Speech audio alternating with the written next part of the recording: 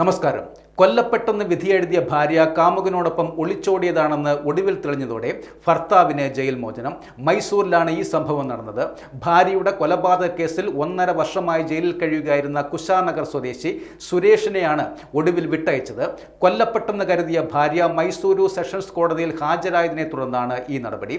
Case police കെട്ടിച്ചമച്ചതാണെന്ന് ബോധ്യപ്പെട്ടതിനെ തുടർന്ന് 17-ന് മുമ്പ് report സമർപ്പിക്കാൻ എസ്.പിയോട് കോടതി ആവശ്യപ്പെട്ടു.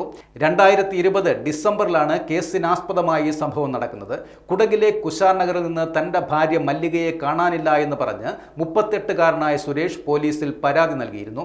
ഇതിനിടെ ബേട്ടതാരപ്പുരയിൽ നിന്ന് ഒരു സ്ത്രീയുടെ അസ്ഥികൂടം പോലീസ് കണ്ടെത്തിയിരുന്നു. അസ്ഥികൂടം മല്ലികയുടേതാണെന്നും സുരേഷ് അവരെ കൊലപ്പെടുത്തിയതാണെന്നും ആരോപിച്ച് പോലീസ് കോടതിയിൽ കുറ്റപത്രവും സമർപ്പിച്ചു. ഇതുമായി ബന്ധപ്പെട്ട് ഇയാളെ തന്നെ അറസ്റ്റ് ചെയ്ത് ജയിലിലടച്ചതാണ് കേസ്. DNA പരിശോധനാ ഫലം വരുന്നതിന് മുൻപേ കുറ്റപത്രം തയ്യാറാക്കിയതോടെയാണ് സുരേഷിന് ജയിൽ ശിക്ഷ ലഭിച്ചത്. എന്നാൽ ഏപ്രിൽ 1-ാം തീയതി സുരേഷിന്റെ ഒരു സുഹൃത്ത് മടിക്കേരിയിൽ വെച്ച് മല്ലികയെ മറ്റൊരാളോടൊപ്പം കാണുകയായിരുന്നു.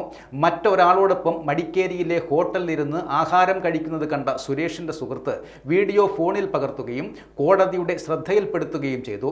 തുടർന്ന് മല്ലികയെ അറസ്റ്റ് ചെയ്ത് ഹാജരാക്കി. താൻ മറ്റൊരാളോടൊപ്പം ഒളിച്ചോടുകയായിരുന്നു എന്ന് മല്ലിക കോടതിയിൽ മൊഴി നൽകി.